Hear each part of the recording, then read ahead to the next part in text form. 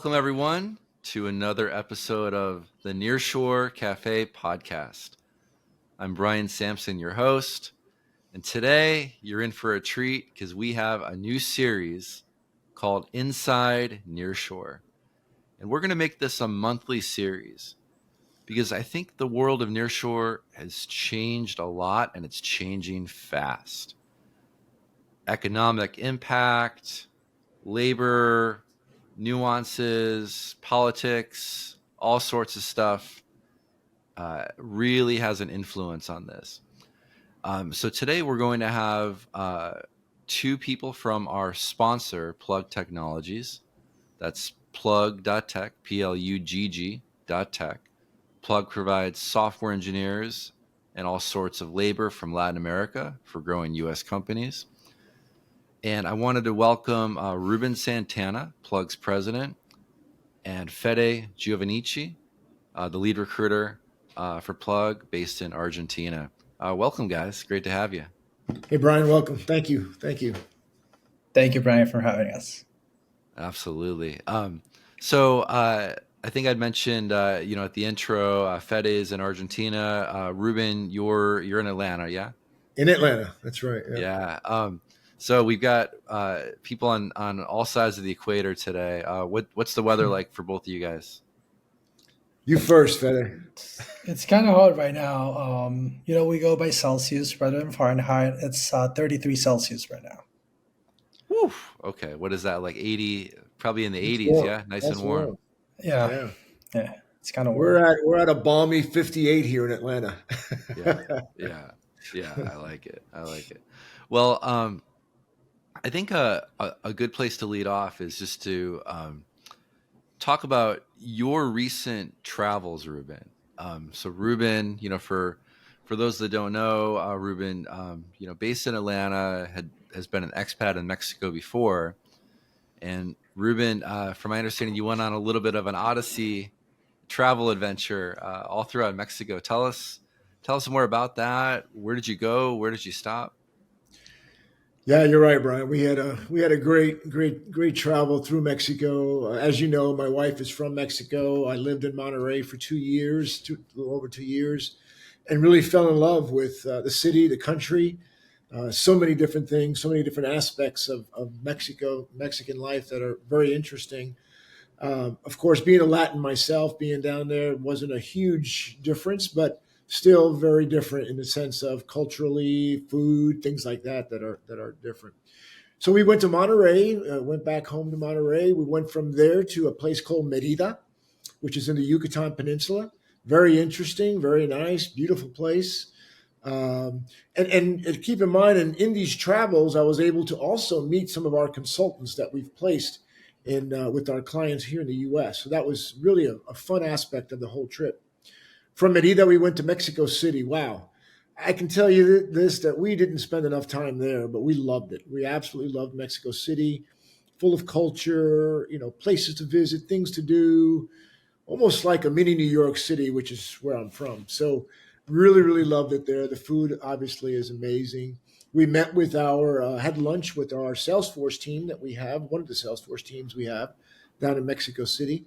And then we went down to the water, to the beaches, and visited Tulum, Cancun, Isla Mujeres, and a very unique place called Holbox, Holbox. Really nice trip. The interesting thing is no matter where we went, we found software engineers. So even in Cancun and in Holbox, and there were people there that are also software engineers, many of them working for U.S. companies remotely, which we know that's been going on for a while since the pandemic. Great trip, though. Yeah. How do you pack for something like that? Yeah. I tell you, it was difficult. We were living out of suitcases for a while, which wasn't very comfortable. We definitely plan on doing something a little bit different in the future. Yeah. Now, from my understanding, Monterrey is known for steak. Mexico City, tacos. Any other culinary experiences you want to share? Yeah, as we were down on the coastline, whether it was Tulum or even Holbox, the fish was amazing. Some of the fish we ate there was really, really good, and of course the prices are so cheap comparatively to someplace in the U.S. Here in Atlanta. But yeah, that's what I would say was really the highlight was the fish that we were eating along the way. Yeah, yeah. Fede, for those that haven't had a chance to meet you yet, could you just share a little bit about your background? How long have you been in recruiting? What kind of roles Hmm. do you work on? Yeah, sure. So, as Brian said, as you said, I'm based in Argentina. I'm an engineer. I'm an industrial engineer, so nothing related to IT nor human resources. I started working as a sourcer back when I was at university, just as a side job. Have a little bit of like extra cash for the weekend to spend with my friends. And then I started moving more into like full cycle recruitment in IBM. You probably everyone knows that company. Started as a junior recruiter, moved to a mid level, and then as time went by, I moved to other bigger companies. Well, not bigger, but other recruitment agencies. Ended up working in one company based in the UK.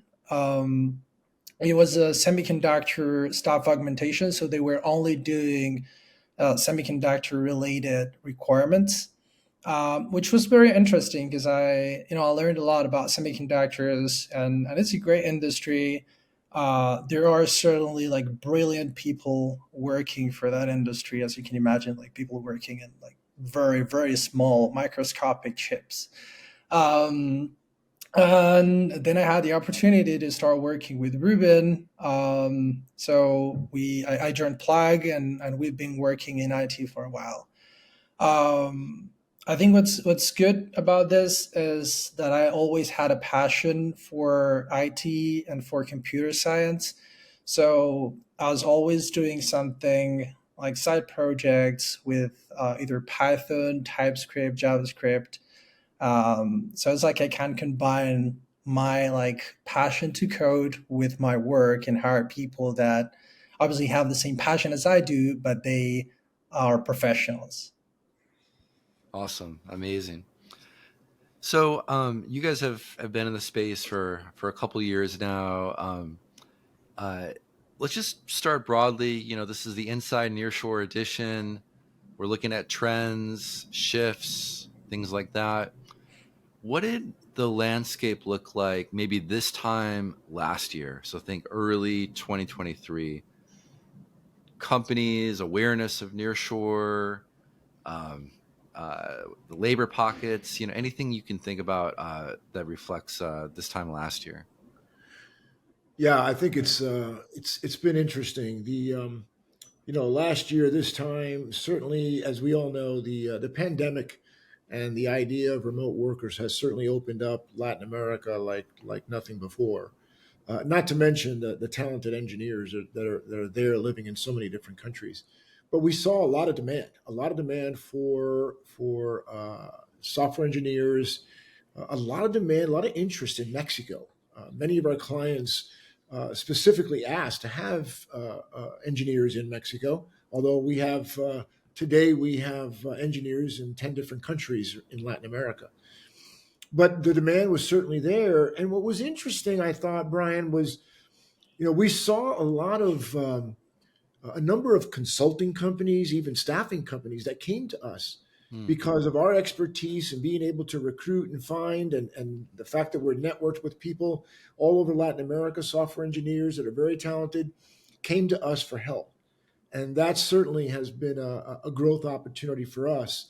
But even with some of our other clients, direct clients that we work with, the same type of demand. So it's been definitely increasing the Hmm. interest for a number of reasons, which I'm sure we can talk about a little bit later. Yeah. Yeah. What would you say are the reasons that Mexico tends to come up, at least in the last year?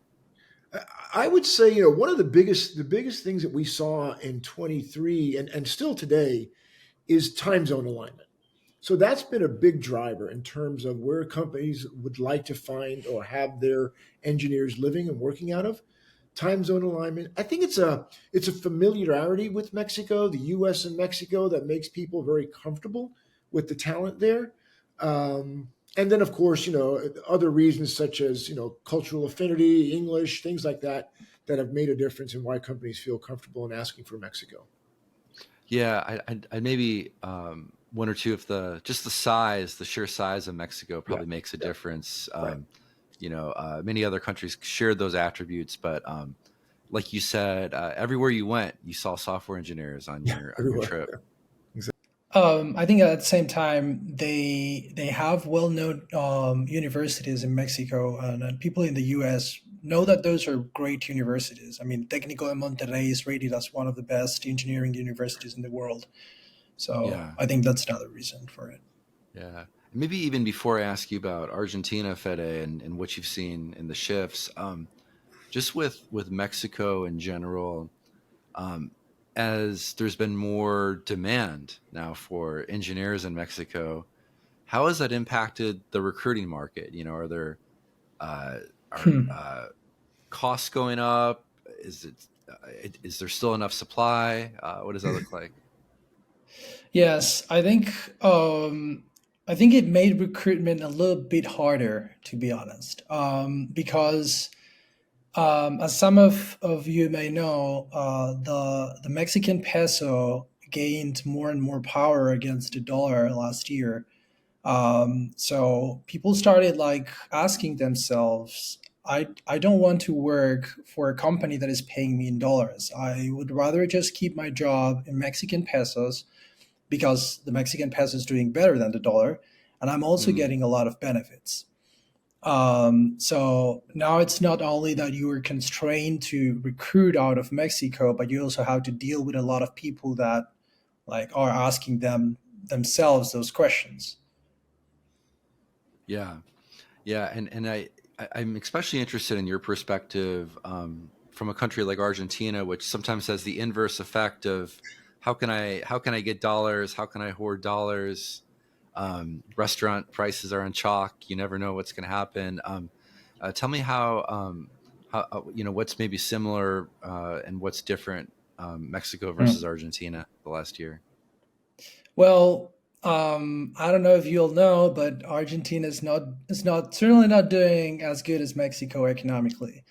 Our last inflation, monthly inflation, was almost 26 points. So you can imagine how that is.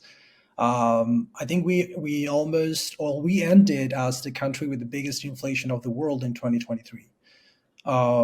So people certainly look for alternatives. They need to earn compensation in a stable currency. The Argentinian peso is certainly not stable. So everybody that doesn't have a job in US dollars, you're looking for one. And Mm, they are desperately looking for one. We recently placed someone in Argentina, and you can tell by his voice, his attitude, he was so thankful that we offered him that opportunity. It was like it was an entire change in his life. So I think that there's still a lot of potential in Argentina. A lot of people that don't have a remote job for a U.S. based company, and those people, those consultants, will thank you forever if you offer them an opportunity for a U.S. company. yeah, And that's again, a very talented population of engineers in Argentina for sure, right? So yeah, great yeah. place to find people. Yeah, often no fault of their own, right? Like they're just just like us. In Mexico, I was curious, maybe some of the trends that you've seen with are certain cities getting more expensive, but wages remain flat outside of the cities. And anything you could share there? I mean, I would say some of the larger cities. I mean, Monterey for sure, being closer to the U.S. border, we see definitely higher rates there from the Hmm. people we're talking to. Yeah. We've seen some of that in Mexico City and Guadalajara, the bigger cities. We see that, and then also skill sets. In Mexico, finding certain skill sets, we seem to find, and of course, the population a lot of times dictates this. But in Mexico City, we're seeing a lot more of a variety of skill sets and Hmm. people that are interested in working for U.S. based companies. Yeah. Yeah. Staying on the economy. big news in Argentina recently. Fede, can I ask you to give your perspective on what happened, especially for our listeners that might not know so much about Yeah, this? sure. Our president has been, I'd say, like trending to the left for the past 12 years. And like all of a sudden, the Argentinian population decided to like flip it over, and an extremist right person got elected. Um, Aside from all the changes that brings, of course, the biggest concern for a staff augmentation company like us is something he proposed, which is dollarizing the economy. So one of his ideas is that he wants to just turn all the salaries in dollars, similar to what Ecuador did not long Mm, ago. So that would be, I would say that would be a big change for us, because obviously those consultants that were eager to get compensation in dollars would no longer desire that, because they would get it here in Argentina on top of the benefits that they would get. Um, but if you ask me, I don't see that happening anytime soon.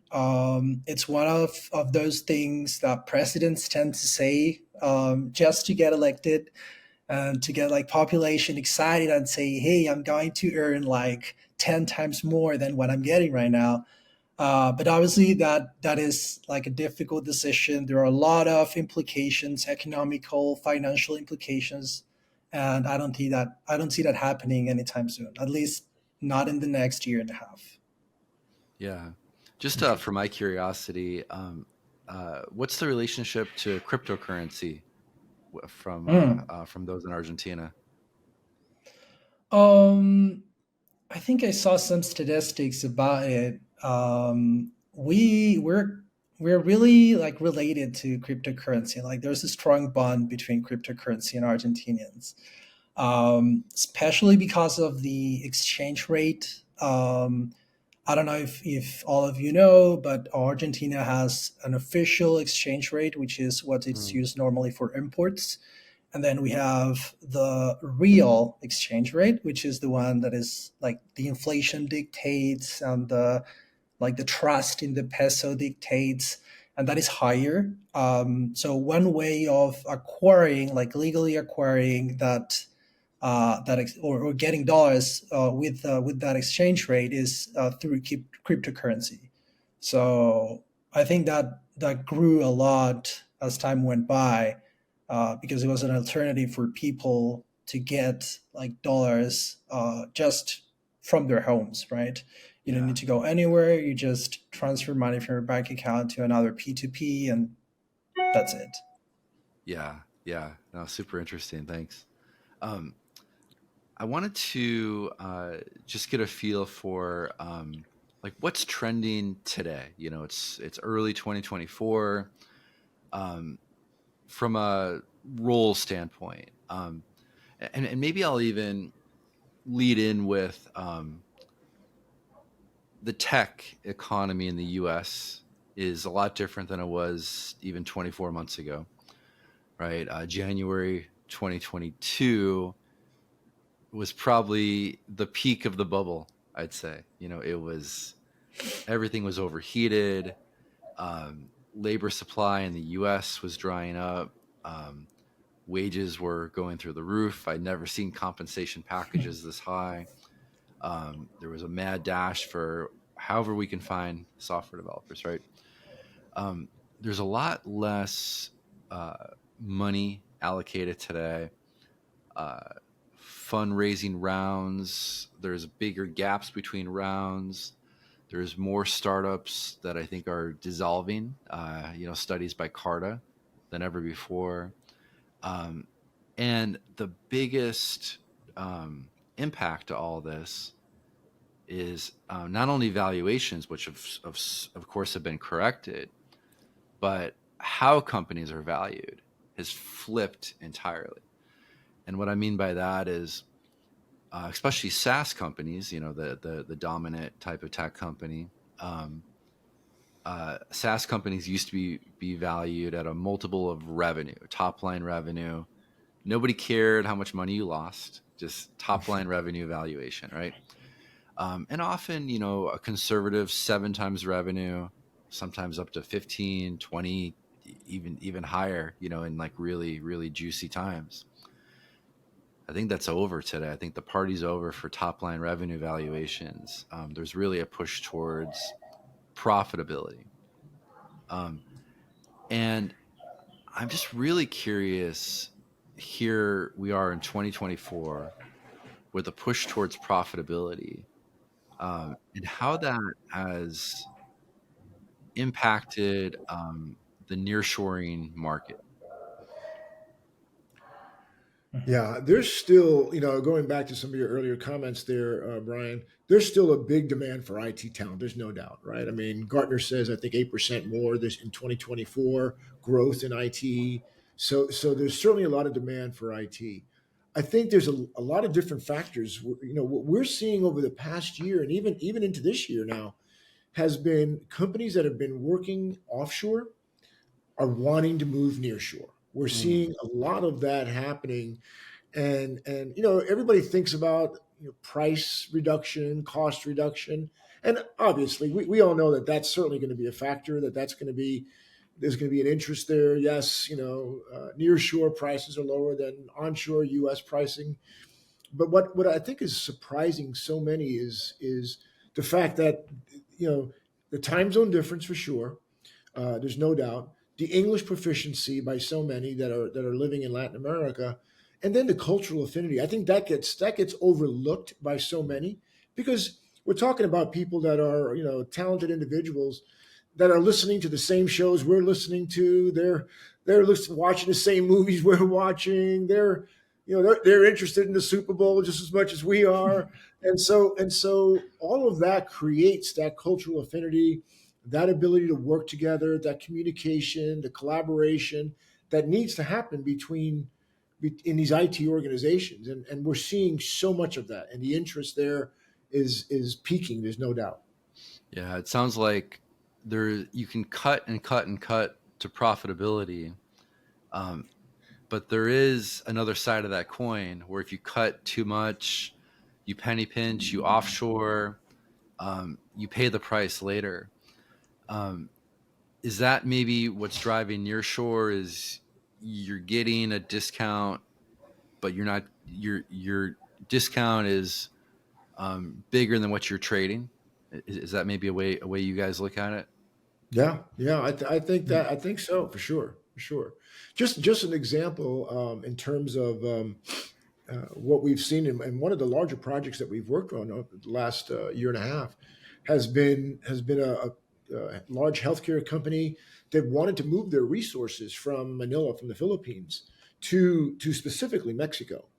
And we moved two large Salesforce teams, a Mm, QA team and a front end development team, to Mexico to yeah, help them. And a lot of, I mean, the cost difference was there, but mostly it was that time zone alignment, and that they can pick up the phone and talk to people on their same time zone and have good communications and not be up till 10 o'clock at night or whatever it was, or later than that, to be able to speak to the developers that they need to correspond with every day. yeah, Yes. yeah, Or even what you did last month, Ruben, which is flying over there, meeting them in person, having on-site meetings, Right. Yeah. which is most of the time is needed, at least a couple of times per year. So yeah. Yep. Yep. yeah. I think a lot of our audience is still maybe what I call nearshore curious. They hear a lot about this stuff, and sometimes data and stats, it can be overwhelming, and just anecdotes and stories, help make this a little more relatable. Fede, is there maybe a recent placement you wouldn't mind talking about, and share what you're comfortable with, but help us think through like what the client was trying to hire for, where you found the person, like start to Mm. finish, what that process looked like. I think that'd be really interesting. Yeah, sure. So I think the one that I was talking before in Argentina is a great example of that. that is a client that recently acquired a company here in Argentina, as part of their expansion strategy, and they wanted to see that just what kind of resources they could get in Argentina, what was the cost for it, what was the quality of the talent, how fast we could deliver consultants to them, and obviously, since the situation in Argentina is that a lot of people are seeking for U.S. Or jobs paid in U.S. dollars, we were able to find really talented people pretty fast. Within, I would say, 24 to 36 hours, we had 2 to 3 consultants in front of the client, great quality consultants, very good English, and they were surprised. They were really surprised about this. Obviously, they ended hiring this person. The cost was perfect for them because there was a huge cost reduction. Even from Europe, this is a European based company, so not even talking about the US, it was a cost reduction compared to European talent, and they liked this so much, and they were so surprised by the swiftness of delivery that they are considering opening new pods here in Argentina or Chile. Um, so yeah, the process normally depends on the location, depends on the stack, but it's really fast, and people are thankful for us giving them the opportunity to work for US based companies. Yeah. And then for you, Ruben, long career in U.S. contract staffing. Um, a lot of people have hired U.S. contractors before. What's the what's the difference, and what's the same for a company that maybe 2 years ago was hiring a Java developer in California, but now you're introducing them to a Java developer in Mexico? Like, how is that different for them? Right. Yeah, I mean, obviously, there's great talent here in the U.S. But also equally, I think so many companies are finding out that there's great talent in Latin America as well. But it's been a real pleasure, Brian. You know this, with working in Latin America, the type of people we're talking to every day are just so amazing, so committed to their work ethic, the way they do things, and I hear it every day from our clients. I'll give you an example. I was speaking to one of our clients just the other day, and here's a quick soundbite. He said that one of the company actually hired some people in Peru, and one of the things he mentions is at one of our meetings, like, these consultants are coming to us with new ideas. They're challenging our ways of thinking in our legacy systems that we're trying to update, and we're getting so much more out of it than we have in the past using offshore. So that to me just says a lot. Obviously, I mean, I think a lot of U.S. companies are experiencing probably a 40% discount in terms of difference between the rate in the U.S.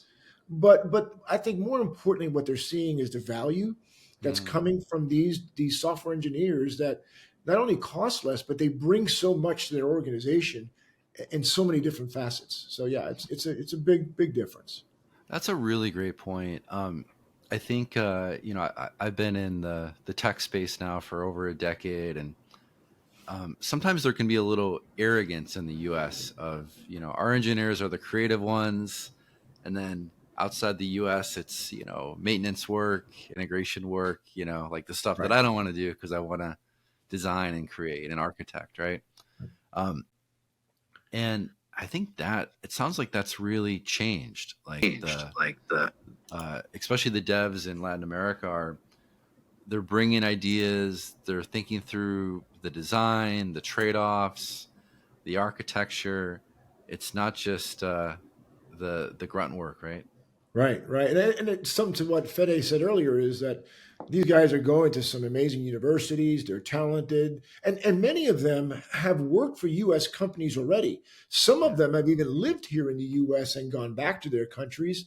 So that kind of experience really does heighten their ability to work with U.S. companies and provide some real value. yeah. Well, as we start to wind down, I just want to ask more around optimism and pessimism for nearshoring. Coming up, coming up for the rest of February, on a scale of 1 to 10, with 10 being the most optimistic about. Yeah, great question. Yeah, I mean, I'm really optimistic about what we're going to see, whether it's the next month or even over the rest of this year. Just to give you an example, as we look at some different conferences that involve, whether it's staffing or whether it's IT and tech conferences, 3 years ago, Nearshore wasn't on the agenda. It was never on there, right? I mean, sure, people knew about offshore, they knew about Nearshore, but Nearshore never appeared as a line item on an agenda. Today, as I look at some of these conferences, it's there. It's absolutely there. The interest is there. And so many companies, you mentioned Nearshore Curious, are just that. They're Nearshore Curious. They want to know about it. They want to know how do we use the talent that's just right here, right next to us. And so there's a particular conference that was going on this week, and I've probably received 2 or 3 LinkedIn messages regarding, appointments or asking me a couple of different questions. So that's what I mean about optimism. I see so many people that perhaps wouldn't be asking me questions, being a staffing person for so many years, but now because of the interest in Nearshore, I'm getting the questions almost on a regular basis. Yeah. And then, maybe I'll ask you, Fede, with more of the understanding of the labor market and trends you're starting to see coming up in February. Are there any positions that are hotter than others that you're starting to see? Oh yeah, certainly. A lot of Salesforce everywhere. So everyone seems to be integrating with Salesforce at some point. So yeah. Zuckerberg. Yeah. A lot of Salesforce, a lot of QA as well. So seems like developers weren't testing enough. Like you got to start testing your stuff, otherwise it's going to break at runtime. So I would say those are the 2 most requested vacancies right now. That's great. Well, guys, this has been insightful, informative, a lot of fun as well. So thank you for making time. Thanks for Plugg being a sponsor to the show. We really appreciate that.